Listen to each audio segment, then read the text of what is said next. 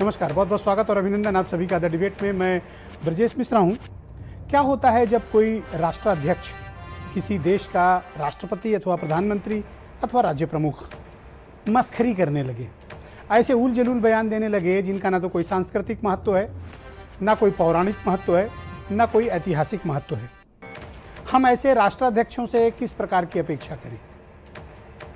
नेपाल का जो भारत के साथ रिश्ता है वो रिश्ता किसी व्यक्ति ने नहीं बनाया, किसी सरकार ने नहीं बनाया, किसी राजनीति ने नहीं बनाया, किसी धर्म ने नहीं बनाया, किसी सांस्कृतिक विरासत ने नहीं बनाया, किसी पौराणिक महत्व ने नहीं बनाया। नेपाल और भारत का रिश्ता अटूट है। यह ऐसा अटूट बंधन है जिसमें जिस्म तो दो हैं, जान एक है। नेपाल के प्रधानमंत्री ने एक बयान दिया है और ये बयान निहायत आपत्तिजनक, घटिया, भावनाओं को आहत करने वाला, अप्रासंगिक, अनैतिक, असांस्कृतिक और एक दुर्बुद्धि के शिकार एक राष्ट्राध्यक्ष का स्टेटमेंट है। केपी शर्मा ओली नेपाल के प्रधानमंत्री हैं। इन्होंने एक स्टेटमेंट दिया कि जो अयोध्या भारत में है वो नकली अयोध्या है। बहनों भाइयों, क्या नेपाल के प्रधानमंत्री का यह बयान स्वीकार योग्य है? आप मुझे बताइए कि क्या नेपाल के प्रधानमंत्री का यह बयान स्वीकार योग्य है? नहीं है। नेपाल के प्रधानमंत्री कहते हैं कि भगवान राम नेपाली थे। भाई, हम तो ये कहते हैं कि भगवान कण कण में विराजमान है, भगवान से ब्रह्मांड है, भगवान से यूनिवर्स है, भगवान से न जाने कितने इंटरसोलार हैं, भगवान अनंत हैं। हमने कब कहा कि भगवान राम सिर्फ भारतीय हैं? भगवान राम तो संसार के हैं। आप उन्हें नेपाली कह के उनका अपमान या हमारी भावनाओं के साथ आहत ना करें। तो बहनों भाइयों, आप मुझे बताइए कि क्या केपी शर्मा ओली का बयान स्वीकार योग्य है? नहीं है। तीसरी और उन्होंने बहुत ही एक अजीब बात कही कि भारत ने नेपाल की सांस्कृतिक विरासत का अतिक्रमण किया है। मुझे लगता है कि इससे बड़ा झूठ और इससे बड़ा कुप्रचार और एक अनैतिकता भरा बयान कोई हो नहीं सकता कि भारत ने नेपाल की सांस्कृतिक विरासत पर अतिक्रमण किया। कभी नहीं किया। अगर काशी विश्वनाथ वाराणसी में विद्यमान है तो पशुपतिनाथ नेपाल में विद्यमान है। हमने कब अतिक्रमण कर लिया? आज भी कैलाश मानसरोवर जाने का रास्ता भी नेपाल से ही है। हमने कब अतिक्रमण कर लिया? ये किस प्रकार का बयान है? बहनों भाइयों, ये निहायत आपत्तिजनक बयान है। ये बहुत तकलीफदेह बयान है। ये दो राष्ट्रों के रिश्ते नहीं हैं। नेपाल और भारत के नागरिकों ने हजारों साल में अपनी ये रिश्तों का निर्माण किया है। किसी भी केपी शर्मा ओली जैसे नेताओं को इस प्रकार से भारत और नेपाल के रिश्तों को खराब करने की इजाजत ना तो भारतवंशियों को देनी चाहिए, ना नेपाल वंशियों को देनी चाहिए। इस प्रकार की घटिया राजनीति करके अपनी सत्ता पर बने रहने के लिए कुछ लोग, कुछ मुट्ठी भर चंद लोग भारत और नेपाल के रिश्ते को खराब करना चाहते हैं। जिस उम्र में केपी शर्मा को संन्यास लेकर जंगल चले जाना चाहिए या परिवार की देखभाल करनी चाहिए या घर की क्यारियों में पानी डालना चाहिए, धूप लेना चाहिए, भगवान का स्मरण करना चाहिए, वहां पर इस तरह का पाप जघन्य है, अनैतिक है, असांस्कृतिक है, कदाचार है ये। और ये भारत की 133 करोड़ जनता के साथ केपी शर्मा का विश्वासघात है। हम हर नेपाली से प्रेम करते हैं। नेपाल के लोग भारत के हैं और भारत के लोग नेपाल के हैं।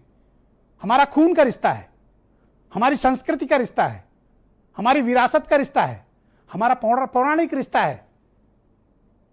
हम एक बंधन में बंधे हैं कि आने वाले 1000 साल तक अगर कोई काटने की भी कोशिश करेगा तो मैं आपको पूरे यकीन से कह सकता हूं बहनों भाइयों, भारत और नेपाल का रिश्ता कोई राजनेता, कोई सरकार तोड़ ही नहीं सकती।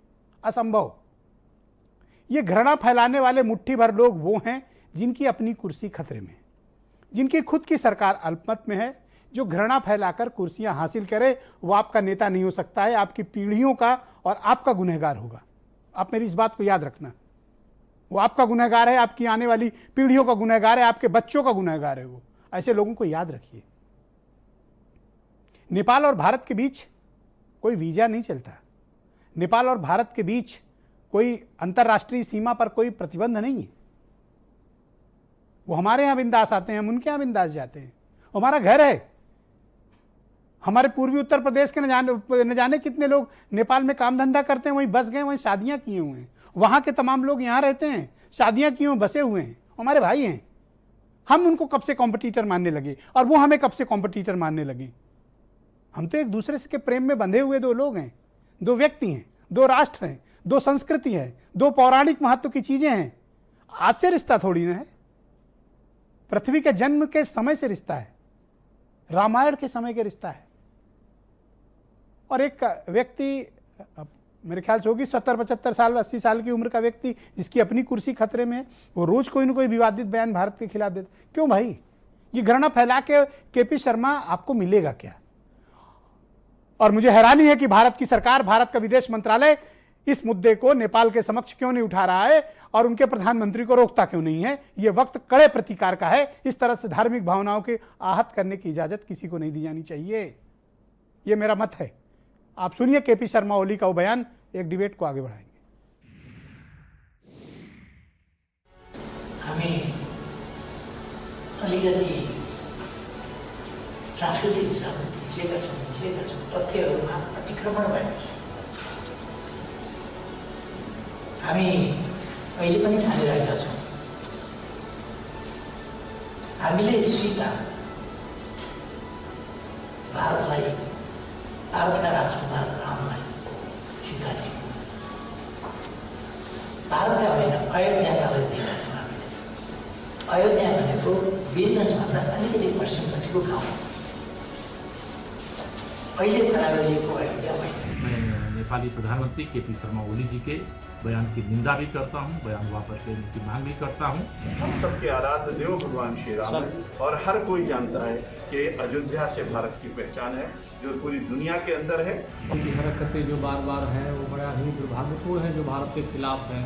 चीन के निश्चित रूप से दबाव में आकर इस तरह के बयान दे रहे हैं। भगवान श्री राम जो हमारे मर्यादा पुरुषोत्तम है, उनका जन्म अयोध्या में हुआ है, सरजू के तट पे है और नेपाल में सरजू है ही नहीं। जहाँ रामलला जी थे वहाँ ठीक उत्तर सरजू जी थी, तो मुख्य अयोध्या सरजू ही अयोध्या ही है। नेपाल के प्रधानमंत्री केपी ओली ने जो बयान दिया है, घोर निंदा करता हूँ। भगवान राम तो पूरी दुनिया के हैं।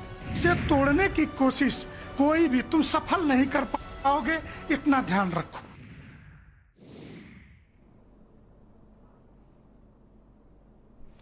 नेपाल के पूर्व प्रधानमंत्री हैं बाबूराम भट्टाराई। उन्होंने केपी शर्मा ओली पर एक व्यंग किया है। और बहनों भाइयों, मैं क्यों कहता हूं कि नेपाली और भारतीयों का रिश्ता ना वो पृथ्वी के समय का है। देखिए कितनी अच्छी बात भट्टाराई साहब ने लिखी। उन्होंने कहा कि आदि कवि केपी शर्मा ओली द्वारा रचित, आदि कवि केपी शर्मा ओली द्वारा रचित कलयुग की नई रामायण सुनिए, सीधे बैकुंठ धाम की यात्रा करिए।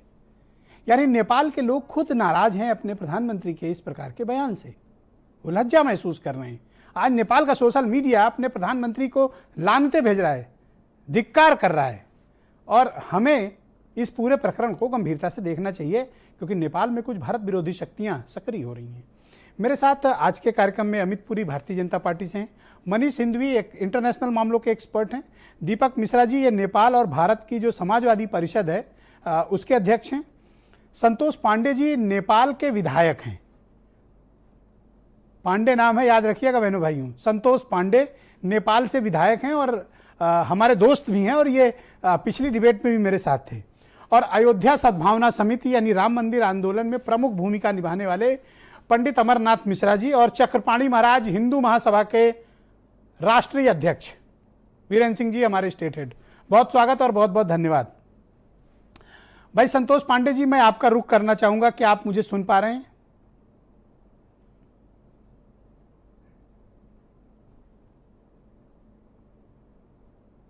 ऑलराइट, मेरा उनसे संपर्क नहीं हो रहा। मैं अमित पुरी जी से इस डिबेट को आगे बढ़ाता हूं। भाई पुरी जी, मैं हैरान हूं कि एक व्यक्ति लगातार भारत में हमारे करोड़ों लोगों की भावनाओं के साथ खिलवाड़ कर रहा है और आप कुछ बोल नहीं रहे हैं। अगर यही बयान अभी पाकिस्तान, अफगानिस्तान, बांग्लादेश से आया होता तो अब तक सड़कों पे नारे लग रहे होते, आप पुतले फूंक रहे होते। क्या आपने निंदा की? क्या केपी शर्मा ओली के खिलाफ बयान दिया गया? क्या केपी ओली शर्मा के खिलाफ कोई स्टेटमेंट आया? और क्या भारतीय जनता पार्टी या हमारी केंद्र सरकार या हमारा विदेश मंत्रालय इस पर कोई एक्शन लेगा? Go ahead. Bharatiya Janata party के राष्ट्रीय प्रवक्ता विजय सोनकर शास्त्री जी ने अधिकृत रूप से पार्टी की तरफ से इस पे बयान दिया, लेकिन ये तो पार्टी की बात है। डिप्लोमेटिक चैनल्स पे नेपाल के एम्बेसडर को बुला करके बहुत साफ साफ यह बताया गया कि ये अनवांटेड, अनकॉल्ड फॉर और अनसब्सटेंशिएटेड बयान है और भारत इसे स्वीकार नहीं करता। कारण क्या है कि सत्ता तो बौखला सकती है, राजा तो बौखला सकता है, लेकिन नेपाल के अंदर खुद उनके दूतावास के बाहर नेपाली नागरिकों ने बड़े पैमाने पर इसके विरोध में प्रदर्शन किया। आप ठीक कह रहे थे भट्टाराई साहब को, खाली भट्टाराई साहब नहीं है, एन नंबर ऑफ बयान मेरे सामने रखे हैं नेपाल के अंदर, अधिकृत रमेश पांडे जी से लेकर उनके स्कॉलर्स के, यूनिवर्सिटी के लोगों के, पत्रकारों के, कमल थापा जी के, जिन्होंने ये चर्चा की कि यह प्रधानमंत्री जो है ये मानसिक संतुलन की अवस्था के बाहर है। क्यों? जो प्रधानमंत्री अयोध्या और जनकपुरी के बीच में बस सेवा के इनॉग्रेशन के लिए था, उस दिन यह दिव्य ज्ञान उनको नहीं आया और उस कवि के जन्मदिन के दिन याद आया नेपाल के, जिसने वाल्मीकि रामायण का नेपाली में अनुवाद किया था, उनके जयंती के दिन आपने कोई धरना प्रदर्शन नहीं किया। भगवान राम को तो आपने पेटेंट करा रखा है, आपको बुरा नहीं लगा? तुलसी मान लीजिए कि इमरान खान ने अगर ये कहा होता तो? तुलसी बाबा ने कहा है आग लगा देते। क्या करते दीपक जी? आग लगा देते। अब तक विश्व जल चुका होता। अच्छा, हाँ, अभी इनको भगवान राम की मर्यादा और उनकी इज्जत की फिक्र नहीं है, इनको गुस्सा भी नहीं आ रहा है। राम की कम से कम दिखावे के लिए ही सही नाटक ही कर लो भाई। जी नहीं, राम की मर्यादा के अनुरूप ही इस देश का प्रत्येक नागरिक व्यवहार करता है। एक और मैं आपको बताऊं, दीपक जी अपने चांस पे कहेंगे वो भारत नेपाल संबंधों के बड़े अधिकृत ज्ञाता है, मैं स्वीकार करता हूं, इस बात पे मेरा कोई वो नहीं है, लेकिन जो प्रधानमंत्री टूरिस्ट सर्किट के उद्घाटन के अंदर आ जाता हो और दोनों टूरिस्ट सर्किट का इनॉग्रेशन करता हो, तो ये प्रधानमंत्री जिस मानसिक विक्षिप्ता अवस्था के अंदर है, चीन के राजदूत की अति सक्रियता के तहत, वो हम जानते हैं कुछ इंटरनेशनल लिमिटेशन है, नहीं तो मैं बता सकता हूं। आप मानसिक विक्षिप्त कह सकते मैं हैं, इसलिए कह रहा हूं रिलेशन की बात कर रहे हैं। ग्लोबल आप केपी शर्मा ओली के बयान की निंदा तक नहीं कर पा रहे हैं। किसने नहीं की? करो ना। किसने नहीं की? करो निंदा। इससे ज्यादा निकृष्ट कोई बयान नहीं है और तुलसी बाबा ने ऐसे लोगों के लिए लिखा है, बंदो खलजन। मैं तो एक बात कहता हूं, बंदो खलजन। पुरी जी, मैं तो कहता हूं केपी शर्मा ओली में इमरान खान देख लो और अब जरा शुरू हो जाओ। नहीं, किसी में किसी को देखने की जरूरत नहीं है। प्रभु मूरत देखी तिन जैसी, वो सब तुलसी बाबा ने हर इंस्टांस को कोट करके इसके लिए युगों पहले। आपका खून खौला कि नहीं खौला? किसका नहीं खोलेगा? आप नहीं खोलता दिख नहीं रहा ना, इसलिए प्रॉब्लम। नहीं, कैसे लगेगा? मतलब रक्त बह जाए, आपके चैनल पे बहस करते करते रक्त बह जाए तब लगेगा। मैं सब्सटेंशियल बातों के ऊपर हूं और सब्सटेंशियल बातें रखना चाहता हूं। जिस प्रधानमंत्री की पत्नी के खाते में चाइना से लगातार पैसा आ रहा है। Highly disturb. हाँ, आप क्या करें? मैं आई एम हाईली डिस्टर्ब। नहीं, मैं भी हूं। So do I. बिल्कुल वही स्थिति है, पर आप कठोर शब्दों का इस्तेमाल नहीं कर पा रहे हैं। अनवांटेड, अनकॉल्ड फॉर, अनसब्सटेंशिएटेड के क्या मतलब है? इमेजिन कि केपी शर्मा ओली इमरान खान है, आप बताइए। बयान यही है जो आपसे बताया मैंने, बस यही 3 बयान है। ये डिप्लोमेटिक चैनल के बहुत गंभीर शब्द होते हैं। आपके पास विदेश मामलों के जानकार श्री मनीष सिंधवी जी मौजूद हैं, वो बताएंगे। चलो मनीष सिंधवी, ये बयान के क्या माने होते। भारत और नेपाल के संबंधों की मैंने एक तासीर प्रस्तुत की जब मैंने डिबेट शुरू की। अब आप मुझे बताइए कि एक भारत और नेपाल के रिश्तों का ना कोई अंत ही नहीं था, अनंत रिश्ते हैं। हम और नेपाल कभी किसी विषय पर आज तक मतभेद के शिकार हुए भी नहीं। कभी ऐसी कोई परिस्थिति आई तो इमीडिएट उसको रिजॉल्व भी किया गया। मुझे हैरानी है कि लगातार एक प्राइम मिनिस्टर भारत के खिलाफ, भारत के सांस्कृतिक महत्व के खिलाफ स्टेटमेंट पर स्टेटमेंट ठोके जा रहा है और ये कहते हैं अनवारंटेड, अनकॉल्ड और एक वर्ड और क्या वो दूसरा अनसब्सटेंशिएटेड, अनकॉल्ड फॉर, हाँ, एंड अनवांटेड, ये इतना अनकॉल्ड फॉर, इतना पर्याप्त है। ये डिप्लोमेटिक चैनल्स के सबसे हार्डेस्ट वर्ड है। ओके, अब पता नहीं सॉफ्ट वर्ड क्या होते होंगे। यस भाई, ये डिप्लोमेटिक चैनल्स के मनीष जी गो एक्सपर्ट अहेड, बताएंगे। Manish ji go ahead. ऐसा है कि अगर आप ओली का पूरा वो देखें तो मुझे लगता है कि जिस रिएक्शन की बात आप कर रहे हैं वो तो एकदम एकदम आपे से बाहर होकर जो उन्होंने कहा, जिस पर हम लोग आज यहाँ बैठे हैं बात करने के लिए। वरना ओली का जो लगातार रवैया रहा है भारत के लिए, जिस तरह से हमारे लैंड्स पर वो क्लेम कर रहे हैं और पार्लियामेंट में पास भी करा लिया उसको उन्होंने, ये सब पहली बार हो रहा है। और अब वो आखिरी हद तक चले गए हैं जब उन्होंने हमारी आस्था के प्रति भगवान राम को भी अपना बता दिया और मतलब झूठ की इंतहा कर दी उन्होंने। लेकिन ये एकदम फैक्ट है कि जो इस पर जो विरोध दिखना चाहिए था वो दिख नहीं रहा है। मतलब ये बीजेपी के लिए कह रहे हो आप? जाहिर सी बात है, सत्ता में वही है तो उन्हीं के लिए कहूंगा मैं। लेकिन जो विरोध दिखना चाहिए था वो दिख नहीं रहा है। कारण क्या है? ये नेपाल से दब क्यों रहे हैं ये लोग? मुझे जो लगता है, जो डिप्लोमेटिक एंगल जो मुझे नजर आता है कि चाइना पूरी तरीके से हावी है नेपाल पर, और ये कहीं ना कहीं से एक डिप्लोमेसी, ये वैसे ही नेपाल से संबंध इनके बहुत खराब हो चुके हैं। दीपक जी बैठे हैं और बताएंगे, लेकिन मुझे लगता है नेपाल से संबंध इनके वैसे ही बहुत खराब हो चुके हैं। तो ये और खराब, मतलब और आगे ले जाने के मूड में नहीं है, क्योंकि आप अगर गौर करें तो इनकी जो अगल बगल की फॉरेन पॉलिसी फेल कर गई है। पाकिस्तान, चाइना, नेपाल, श्रीलंका, बांग्लादेश, सब चारों तरफ बुरी तरीके की स्थिति में हैं, जहां पर चाइना ने अपना कब्जा पूरी तरीके से पक्का कर लिया है और आप अकेले नजर आ रहे हैं अपने अड़ोस पड़ोस में। आप एकदम अकेले और अब नेपाल भी हमारे खिलाफ, और नेपाल ही बचा था और वो भी और बुरी तरीके से आपके खिलाफ हो गया। खिलाफ नहीं हुआ है, बुरी तरीके से आपके खिलाफ हो गया है। नेपाल नहीं खिलाफ हुआ, पहले राउंड में कोई किसी को इंटरप्ट नहीं करेगा। एक गुट खिलाफ भाई हुआ। साहब माननीपुरी जी, मैं बड़े आदर से एक बात इसमें बढ़ा दूं, अगर नेपाल नहीं खिलाफ हुआ है तो पार्लियामेंट में वो यूनिवर्सिटी पे पास कैसे हो गया? नेपाल इसलिए नहीं खिलाफ हुआ जो उसके प्रधानमंत्री के खिलाफ नेपाल की जनता खड़ी है। पुरी जी, इतनी डिसेंसी और अनुशासन आपको पता है, आप मेरे साथ डिबेट में लंबे समय से, पहले राउंड में कोई किसी को इंटरप्ट नहीं करेगा। ब्रजेश जी समाप्त करें तो मैं नेपाल ले चलूं आपको। मत के साथ हमारे भाई संतोष पांडे जुड़ चुके हैं। जिस टेरिटरी को क्लेम कर रहे हैं, एक मत के साथ उनकी पार्लियामेंट में पास हो गई। क्या नेपाल हमारे खिलाफ नहीं हुआ है? ऑलराइट, मैं नेपाल का रुख करता हूं। वहां से एमएलए हैं, विधायक हैं, हमारे भाई हैं संतोष पांडे, और इसके पहले भी मेरे साथ डिबेट में जुड़ चुके हैं। मैं उनका बड़ा आभार प्रकट करता हूं और अभिनंदन करता हूं। भाई पांडे जी, धन्यवाद आपका। मैं जानना चाहता हूं कि प्रधानमंत्री ने एक स्टेटमेंट दिया और बताया कि भगवान राम नेपाली हैं और भारत में जो अयोध्या है नकली है।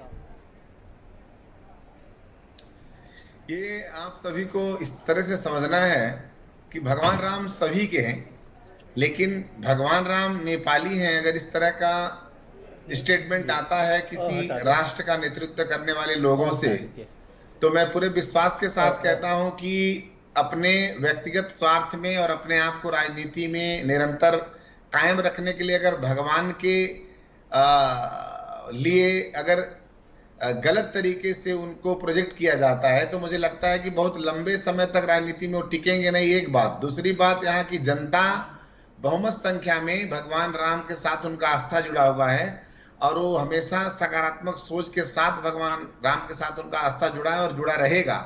और वो रोली जी जो कह रहे हैं, ओली जी का बात यहाँ की बहुमत संख्या की जनता तो नहीं मान रही है, उनके दल के लोग ही नहीं मान रहे हैं। उनका तर्क है कि ये जो कह रहे हैं ये विचलित मानसिकता है। अगर टंग स्लिप हुआ होता तो माना जाता, और मुझे लग रहा है कि ये बहुत विचलन में पड़ के अब क्या करें, तो अब राम को ही आ गए बताने की वो नेपाल में। मुझे पूरे विश्वास के साथ पूरा विश्व ये जानता है कि राम नेपाल से भी ज्यादा उनका जन्म अयोध्या में हुआ है और वो सभी के भगवान हैं और सभी लोग उनको मानते हैं। मैं तो रिकमेंड करता हूं कि आप जैसी शख्सियत अगर नेपाल के विदेश मंत्री बन जाएं तो भारत और नेपाल के रिश्तों का तो एक नया अध्याय लिखा जा सकता है।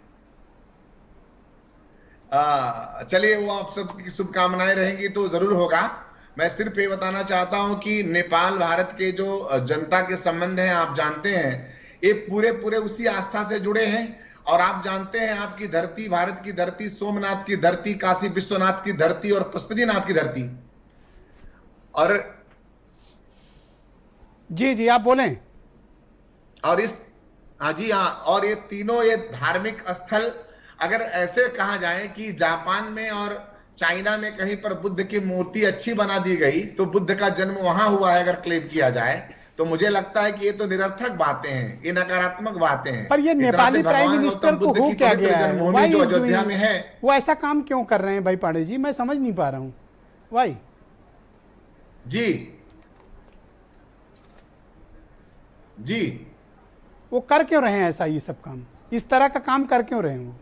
ये करने का मतलब क्या है कि जनता को इस जो एक बहुत बड़ा कोविड-19 की महामारी है, जनता जब अपने देश के सरकार से आस्था रखती है, विश्वास रखती है कि अब हमारे सुरक्षा, हमारे स्वास्थ्य के लिए सरकार काम करेगी, उसमें फेलियर होने वाले लोग जनता के ध्यान को 21वीं शताब्दी में भटकाना चाहते हैं, जबकि जनता इतनी जागरूक हो चुकी है कि जनता को अब श्री रामचंद्र जी को बीच में लाके खुद को अगर अपने आप को प्रूव करना है अगर उन्हें, तो एक चीज का वो कल्पना ना करें। यहाँ की जनता पूरे इनके इस बयान के विरोध में है और विरोध में रहेगी, और इनका लंबे समय तक यात्रा मुझे लगता है इस देश का नेतृत्व के लिए नहीं होगा। मैं कहता हूं कि संतोष पांडे जैसे राजनीतिज्ञों का सार्वजनिक अभिनंदन होना चाहिए, निश्चित रूप से सार्वजनिक नमन होना चाहिए, सार्वजनिक तौर पे सम्मानित किया जाना चाहिए। ये ऐसे व्यक्ति हैं, ऐसे राजनेता हैं कि जिन्होंने संकट के इस दौर में भारत और नेपाल की एकता का नया अध्याय लिखा है। ऐसे व्यक्तियों का, ऐसे नेताओं का और ऐसे लीडरांस का मैं कहता हूं कि भारत के नेताओं को सीखना चाहिए।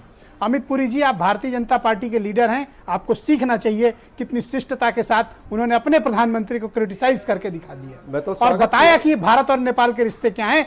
मैं तो नमन करता हूं और अभिनंदन करता हूं और भारत नेपाल की जनता से अनुरोध करता हूं, 133 करोड़ जनता से अनुरोध करता हूं कि संतोष पांडे का नमन करें और अभिनंदन करें। दीपक मिश्रा जी, आप मुझे बताइए कि भारत और नेपाल के रिश्तों का महत्व क्या है? देखिए, भारत और नेपाल का रिश्ता कुछ यूं कह लीजिए कि दो चिराग ऐसे हैं जिनकी रोशनी एक है।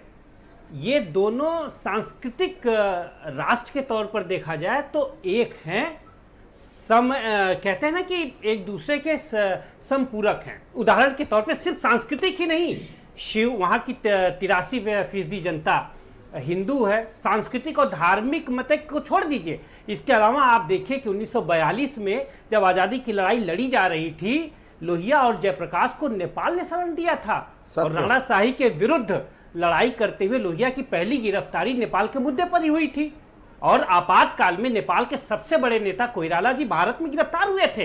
तो ये है हमारा उनका दर्द का रिश्ता, जो संस्कृति, धर्म और सामरिक मामलों से ज्यादा है। दर्द का रिश्ता, वाह, दर्द का रिश्ता है हमारा और नेपाल का। अब आइए, ओली जी ने ऐसा बयान क्यों दिया? यह उनका अंध राष्ट्रवाद है, अंध सांस्कृतिक राष्ट्रवाद है।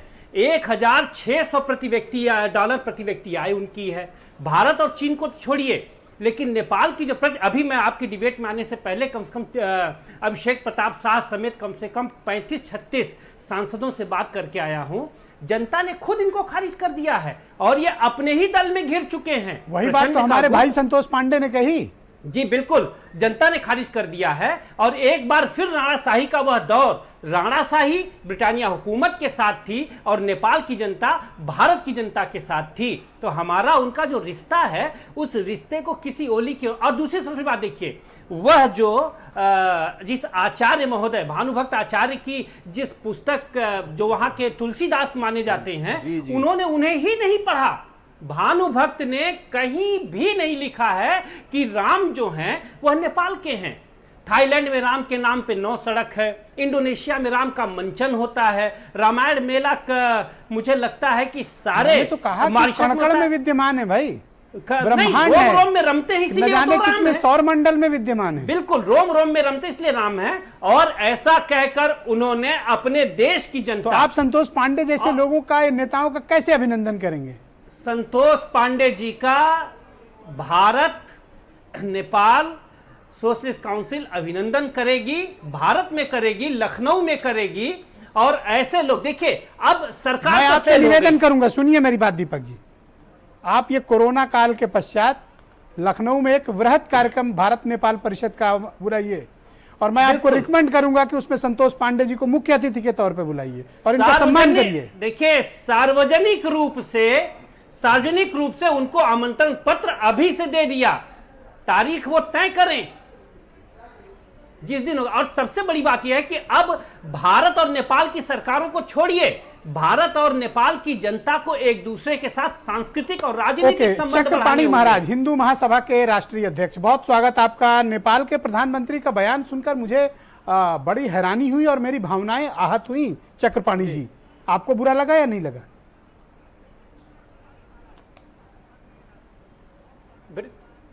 ब्रिजेश जी, भगवान श्री राम को मानने वाले भारत और नेपाल के अलावा पूरे विश्व में हैं और भगवान श्री राम जब लंका पे विजय प्राप्त करते हैं उस समय उन्होंने कहा कि जननी जन्मभूमिश्च स्वर्गादपि गरीयति, यानी जननी जन्मभूमि स्वर्ग से भी महान होती है। और वो अयोध्या के लिए प्रस्थान किए और अयोध्या जी आए और वो किए। वो तो कहने का मेरा मतलब है अयोध्या जी तो बहुत जगह, अब थाईलैंड में जाइए वहाँ अयोध्या है, वहाँ पे कहा जाता है कि राम जी। तो कई ऐसे स्थान है, राम में सबकी आस्था हो सकती है लेकिन जन्मभूमि जन्म स्थान एक होता है। अब रही बात प्रधानमंत्री नेपाल के ओला जी का निश्चित रूप से कहीं ना कहीं मानसिक दिवालियापन है। जिस प्रकार से चाइना के इशारों पे रोज आए दिन जिस भारत और नेपाल के संबंध रोटी बेटी के संबंध थे, जो सांस्कृतिक संबंध थे, जो भातृत्व के संबंध थे, जो दो शरीर और एक आत्मा के संबंध थे, उसको तोड़ने में, उसको अलग करने में अपनी पूरी जान लगा चुके हैं। जबकि भारत और नेपाल के लोग एक दूसरे के साथ है। पर आपने कोई विरोध प्रदर्शन नहीं किया,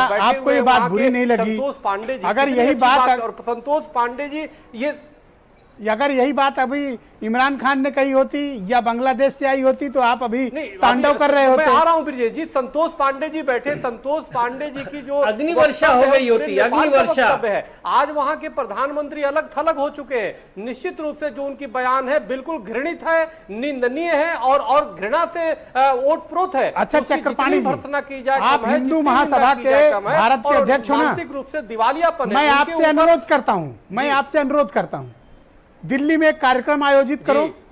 दिल्ली में कोरोना बीतने के बाद एक कार्यक्रम आयोजित करो और हमारे भाई नेपाल के विधायक संतोष पांडे को दिल्ली आमंत्रित करो, इनको मुख्य अतिथि बनाओ और सार्वजनिक मंच से इनका सम्मान करो।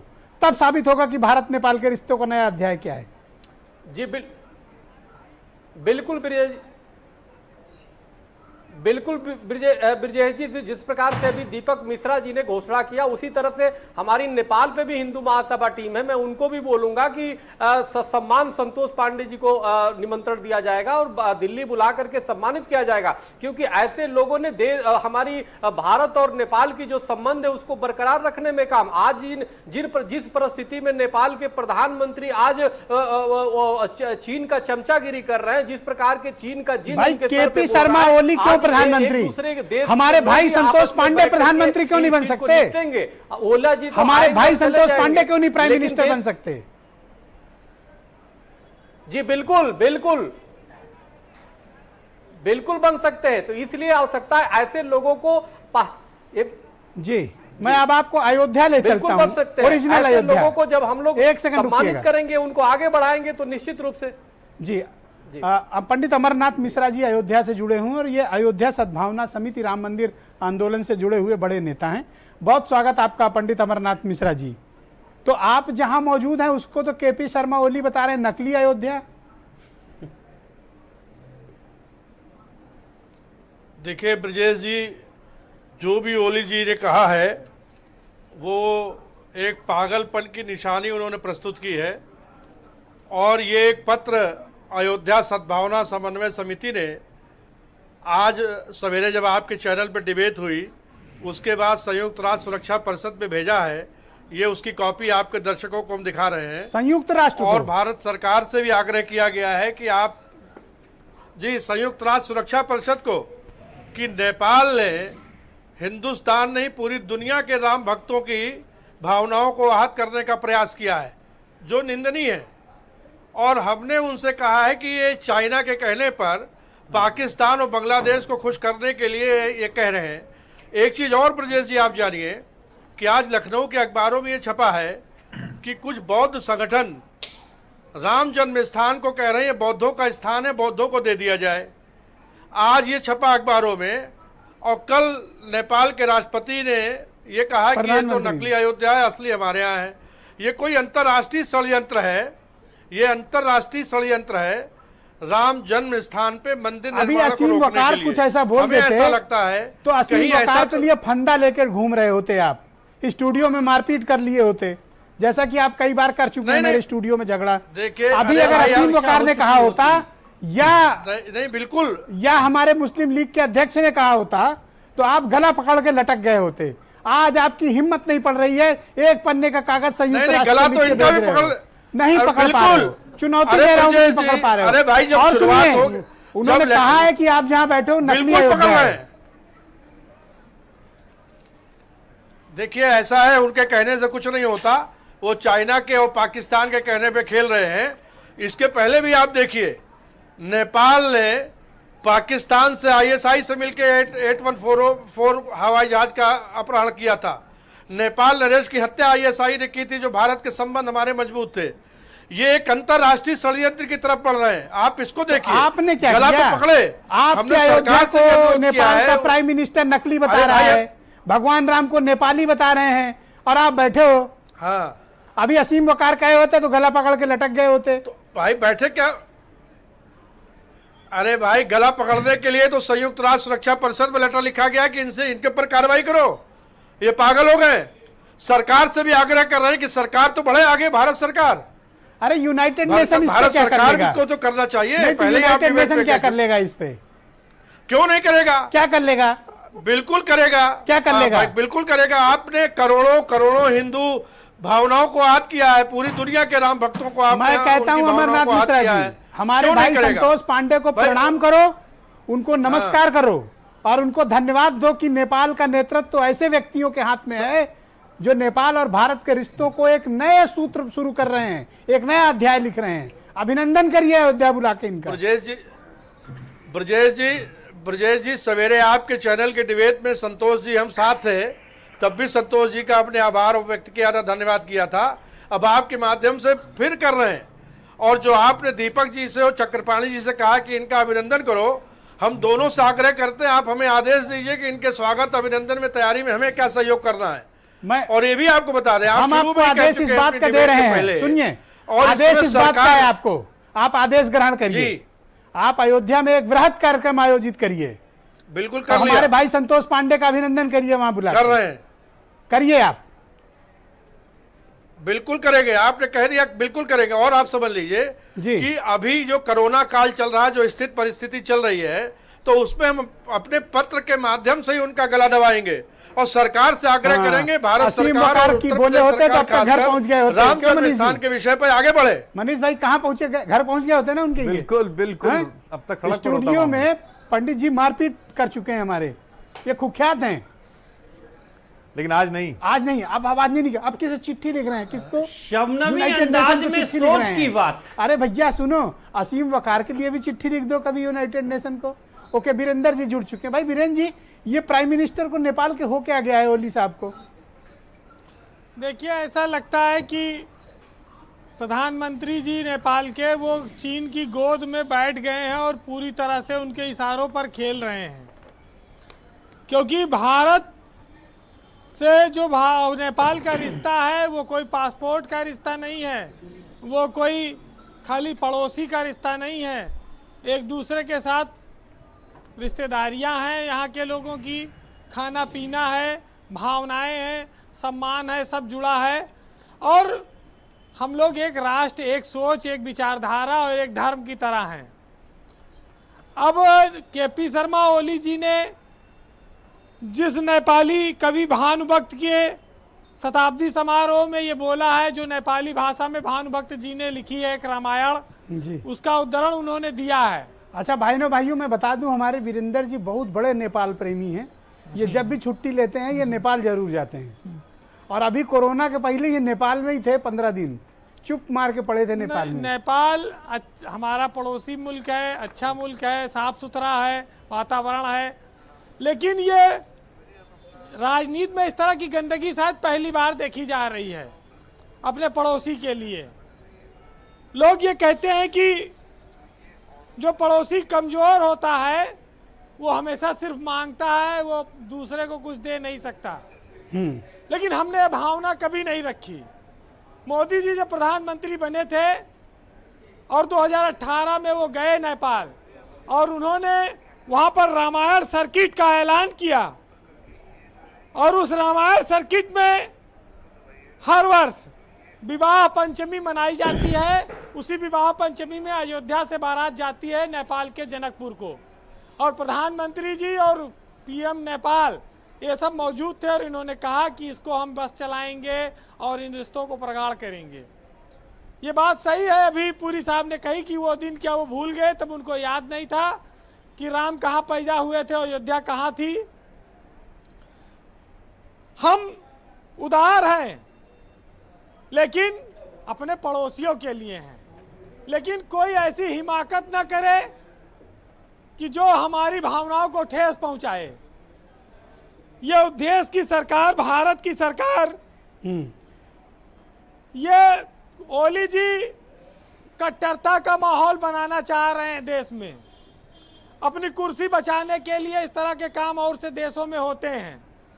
लेकिन ब्रजेश जी ये नहीं जानते कि चीन इतना बेईमान देश है कि उसने अपने साथ लगने वाली 6 देशों की सीमा कब्जा कर रखी है, और ये सोचते हैं कि इनके साथ भी वो इंसाफ करेगा। चाइना का तो ब्रजेश जी हमेशा रणनीति ये रही है कि उसने अपने पड़ोसियों को पीटा है, बेइज्जत किया है, उनकी ज़मीनें कब्जा की हैं। नेपाल के साथ भी वो यही करेगा। लेकिन अब कौन समझाए जब बात समझ में नहीं आ रही है, क्योंकि उनको पार्टी के भीतर उनके इस्तीफा मांगा जा रहा है। ब्रजेश जी एक छोटी सी बात कहूंगा, उससे चीन की भावना नेपाल के प्रति क्या हो सकती है और हमारी भावना नेपाल के प्रति क्या है, आप समझ जाएंगे जी। एक रात एक आदमी जो था वो अपने घर देर से लौट कर आया, तो उसकी पत्नी ने उसकी पिटाई शुरू कर दी। तो काफी देर जब उसकी पिटाई हुई तो आदमी ने अपनी बीवी से पूछा कि बताओ भाई तुम मुझे क्यों मार रही हो। तो पत्नी बोली कि जो पड़ोस वाले शर्मा जी हैं उनका अपनी ऑफिस में किसी महिला से चक्कर चल रहा है। तो बोले उनका चक्कर चल रहा है, हमें क्यों पीट रही हो। तो बोली इसलिए तुम्हें पीट रहे हैं जिससे कि मेरा डर तुम पर बना रहे, तुम्हारा चक्कर भले ना हो लेकिन डर बना रहे। तो ये कंक्लूड करें। नेपाल, चाइना अपने आस पड़ोस के लोगों को इसीलिए पीटता रहता है, वो डर बना रहे कि नेपाल भारत से दोस्ती न कर ले। आज भारत दुनिया की एक महाशक्ति है, अपने पड़ोसियों से अच्छे संबंध रखता है, अच्छे व्यवहार करता है। श्रीलंका है, भूटान है, नेपाल है, आखिर इनको क्या कष्ट हो गया है। आज इन्होंने बांध नहीं बनने दिया ब्रजेश जी, गंडक नदी पर बाढ़ आ रही है, बिहार के कई इलाकों में, उत्तर प्रदेश तक भी पहुंचेगी। ये दुश्मनी राष्ट्रों का नुकसान करने वाली है। लेकिन हमने अपने पड़ोसियों को निचोड़ा नहीं है, अपने पड़ोसियों को नीचा नहीं दिखाया। पता नहीं क्यों ये ऐसी स्थिति बनी है कि अब अटल जी ने ब्रजेश जी एक बार कहा था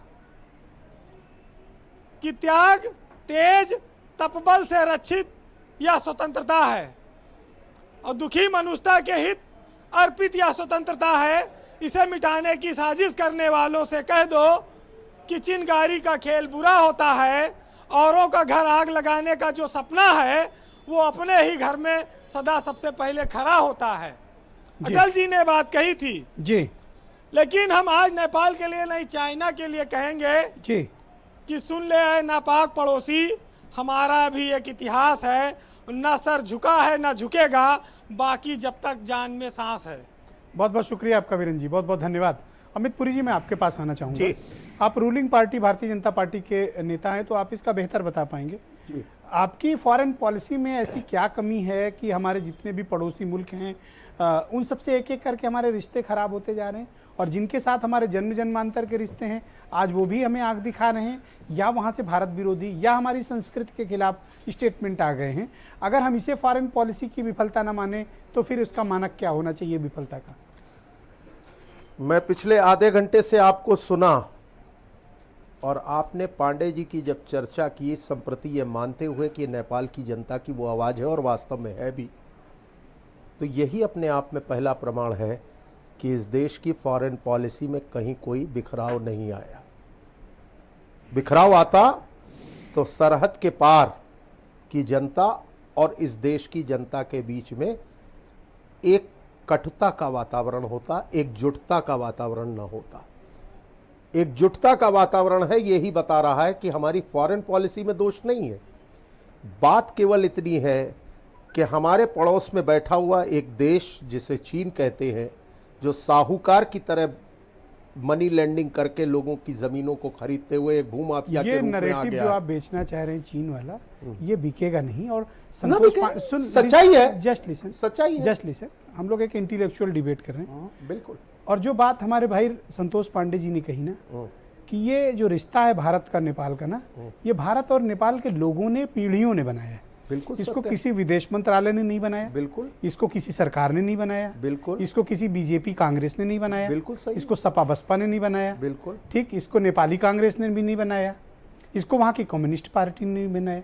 ये लोगों द्वारा बनाया हुआ रिश्ता है। कृपया आप इसका क्रेडिट ना लें MEA की पॉलिसी को लेकर। दूसरा मेरा प्रश्न है कि आप इसको अपनी विफलता नहीं मानते हैं कि वहाँ की संसद से भारत की ज़मीन को अपनी बताते हुए नक्शा पास हो जाता है। नेपाल आपके कई बांधों पर काम करने को रोक देता है। तीसरा, आपकी सांस्कृतिक पौराणिक विरासत पर अटैक होता है।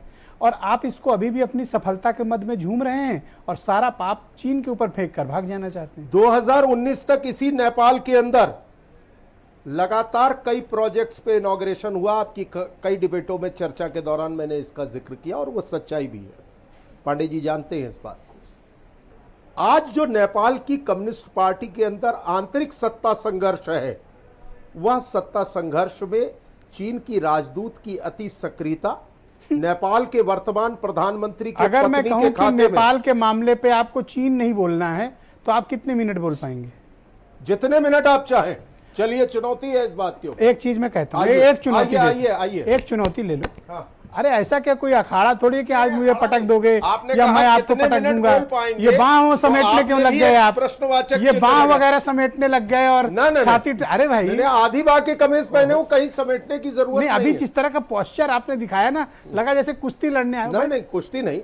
आप अगर कोई विषय रखेंगे हम लोग गरीब पत्रकार हैं, केवल आपसे सवाल कर सकते हैं। और मेरा आपसे सीधा प्रश्न है, क्या आप अपनी फॉरेन पॉलिसी में अपना आईना देखेंगे या नहीं देखेंगे?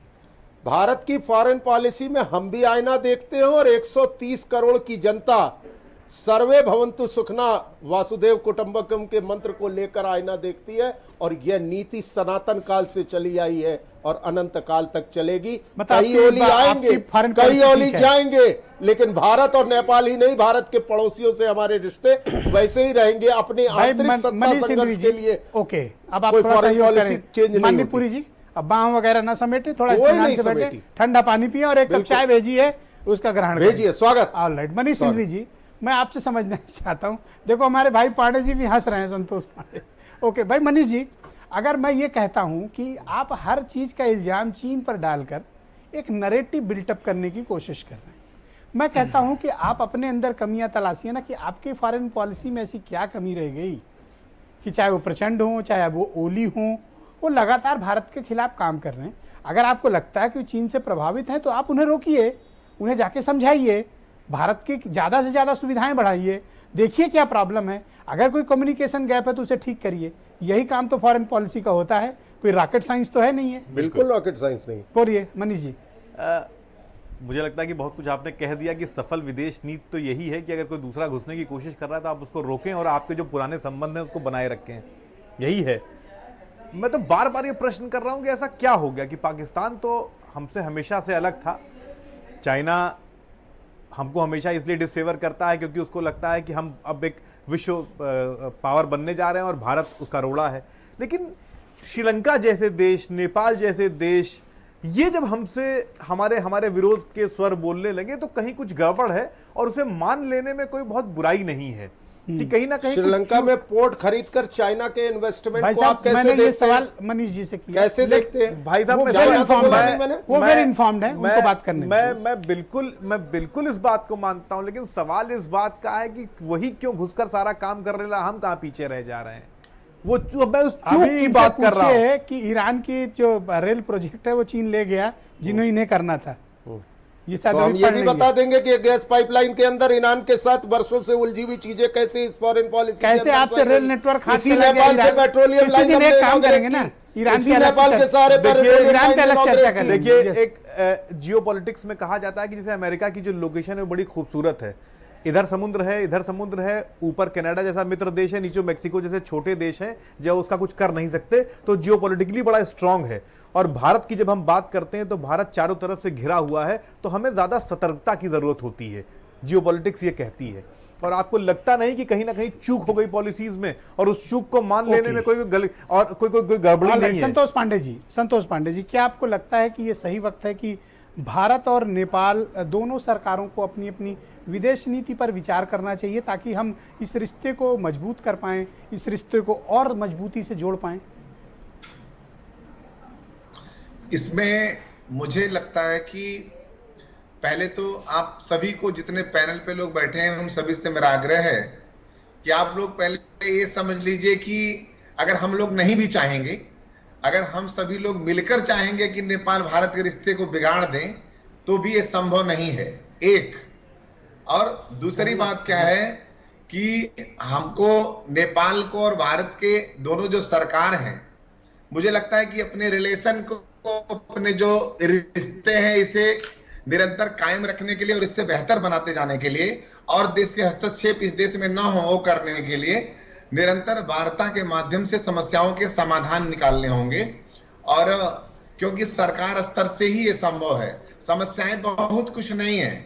मुझे लगता है हर एक चीज के जो भी, अगर लाइसेंस भी हम लेते हैं तो उसके भी रिन्यू के टाइम होते हैं, जो हम संबंध बनाते हैं उसके भी नवीकरण के एक समय होते हैं। तो निरंतर वार्ता करके ये डिबेट बड़ा अच्छा बात है, जिससे लोगों के विचार आते हैं और इसके माध्यम से संबंध कायम रखा जा सकता है और इसमें बहुत चीजें सीखे जा सकते हैं। लेकिन भारत सरकार और नेपाल सरकार दोनों निरंतर संपर्क में रहना है।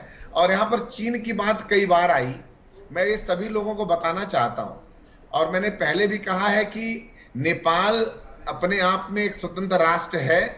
अगर कोई एक व्यक्ति बोलता है कि भगवान राम नेपाल में जन्म लिए या यहाँ जन्मे थे, तो मैं क्या कहता हूं, आप लोगों को पहले क्या समझना है, बड़ा बारीकी से, बड़े माइक्रो लेवल पे सोचना है, फिल्टर करना है कि एक कम्युनिस्ट पार्टी जो विश्व में, आपके भारत में भी रहे कुछ दिन, अभी तो नेस्तानाबूद हो रहे हैं, तो वो पार्टी जो नास्तिक पार्टी है, जिसके अंदर भगवान और अध्यात्म का बात ही नहीं है, अगर ऐसे लोग भगवान की व्याख्या करते हैं, उनके जन्मस्थली को परिवर्तन करने की बात 21वीं शताब्दी में करते हैं, और उस पर हम डिबेट करने आते हैं कि नहीं उन्होंने ऐसे कैसे कहा, तो उन्हें जब पता ही नहीं कि भगवान राम क्या है और भगवान क्या होते हैं, अध्यात्म क्या होता है, धर्म क्या होता है, संस्कृति क्या होता है, संस्कार क्या होता है, ऐसे लोग जब यहाँ पर भगवान राम की बात कर, अद्भुत,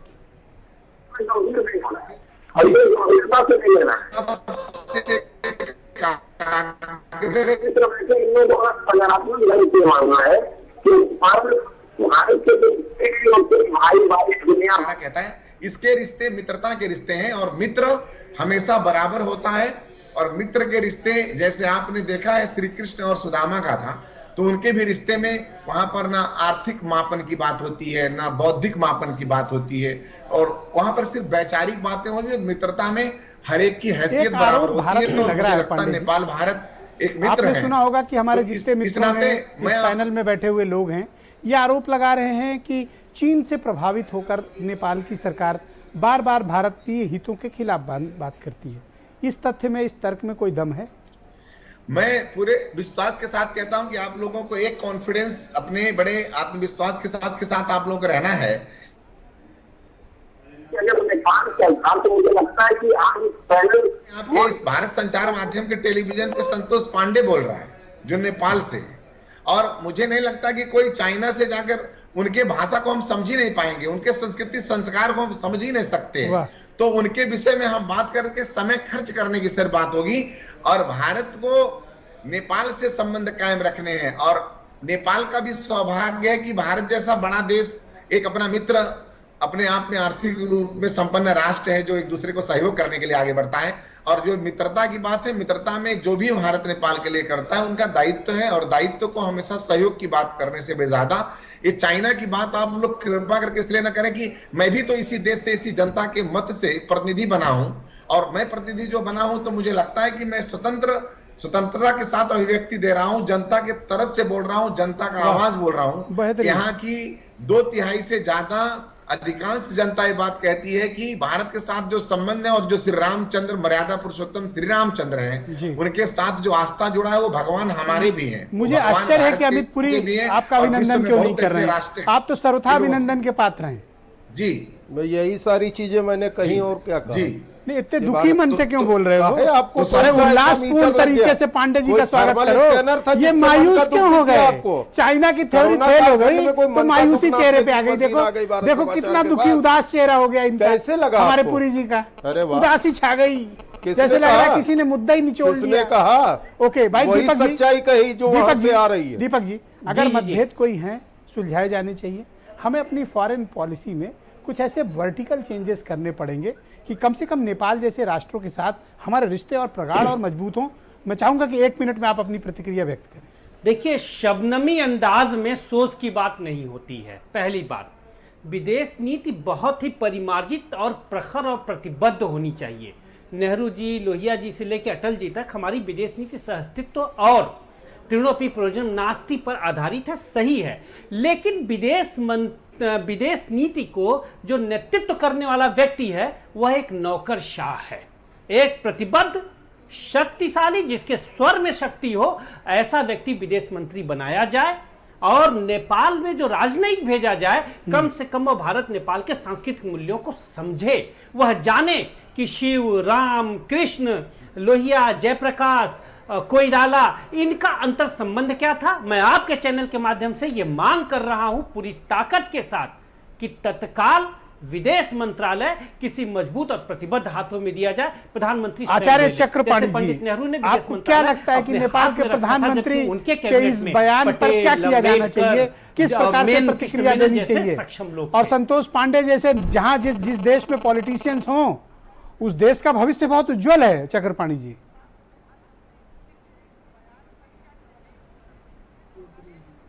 देखिए, इसमें कोई दो राय नहीं। संतोष पांडे जी ने जो बातें कही है प्रधानमंत्री ओली के बारे में बिल्कुल सही कही है, क्योंकि प्रधानमंत्री ओली उस पार्टी का नेता है जो ईश्वर को नहीं मानते, जो नास्तिक लोग हैं, तो वो कुछ भी बयान दे सकते हैं। और उन परिस्थितियों में जिस समय चीन का उनके ऊपर बर्दाश्त है, कहीं ना कहीं चीन का जिन उनके ऊपर है, तो स्वाभाविक है। अरे वो मना कर रहे हैं, चीन करना बंद करो, अपने में कमी तलाश लो।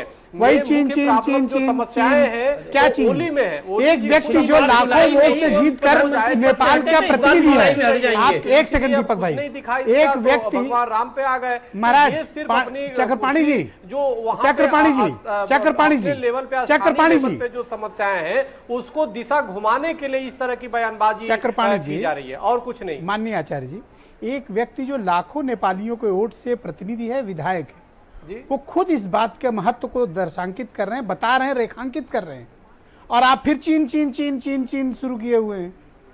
अरे बाहर आइए, ये व्हाट्सएप पे जो आपको सूचनाएं आती हैं इनसे बाहर आइए।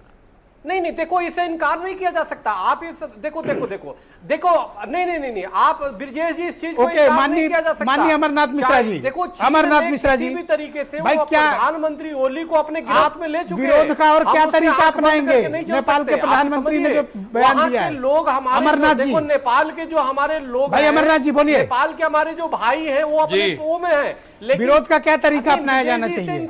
ब्रजेश जी, आंख बंद करके हम बोले बन सकते।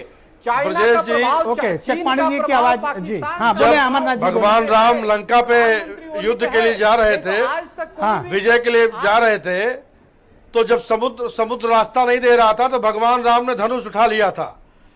तो जो भारत की उदारता का रास्ता है, अगर इसमें नेपाल आता तो एक बार सर्जिकल स्ट्राइक करनी चाहिए, जरूरी है इनके ऊपर। गुंडाई कर रहे हो, गुंडाई की भाषा बोल रहे हो और संस्कृत तो सब क्या ऐसी बातें करते हो मिश्रा जी? गुंडाई नहीं करना पड़ेगा, ऐसी बातें करते हो। अरे चाइना ने पाकिस्तान को खिलाफ किया हुआ, बांग्लादेश शानदार बात कर रहा है, और आप सर्जिकल स्ट्राइक की बात करते हो। देखिए, विधायक है वो हमारे भारतीय मूल के संबंधों में मैं आपकी लानत करता हूं। पैनल में बैठे हर व्यक्ति से कहूंगा कि अमरनाथ मिश्रा की लानत समझ रहा है तो शस्त्र उठाना पड़ेगा। दीपक जी, लानत भेजी जाएगी। कोई सर्जिकल स्ट्राइक की बात करते हो, नहीं समझ रहा है, क्या हो गया आप लोगों को? शस्त्र से समझाना पड़ेगा। Are you crazy? अगर कोई शास्त्र नहीं समझ रहा है तो अमित खामोश क्यों हैं? क्रेजी नहीं, सही बात कह रहे हैं। पूरी सपोर्ट कर रहे हैं जो ये बिल्कुल अमरनाथ सही मिश्रा बात कह रहे हैं। फालतू बात कर अगर रहे हैं। अभी आप शास्त्र समझ बताएंगे नहीं आते डिबेट का हैं डिकोरम तो क्या शस्त्र होता है उठाना बीच में पड़ेगा। बोलने पे। तो अपने बहुत बहुत पैरामीटर्स शुक्रिया, सेट किए, धन्यवाद, उस पे स्टिक थैंक यू कीजिए। सो मच, बहुत बहुत शुक्रिया, बहुत बहुत शुक्रिया, बहुत बहुत धन्यवाद। और आप सभी का भी बहनों भाइयों बहुत बहुत शुक्रिया। अपना ध्यान रखिए, कोरोना बहुत तेजी से भारत में फैल रहा है। मास्क पहनिए, घर पर रहिए, बहुत ज़रूरी हो तब घर से निकलिए, सोशल और फिजिकल डिस्टेंसिंग का पालन करिए। और यही बात मैं अपने महान नेपाली नागरिकों से भी यही अनुरोध करना चाहूँगा। बहुत बहुत शुक्रिया, धन्यवाद।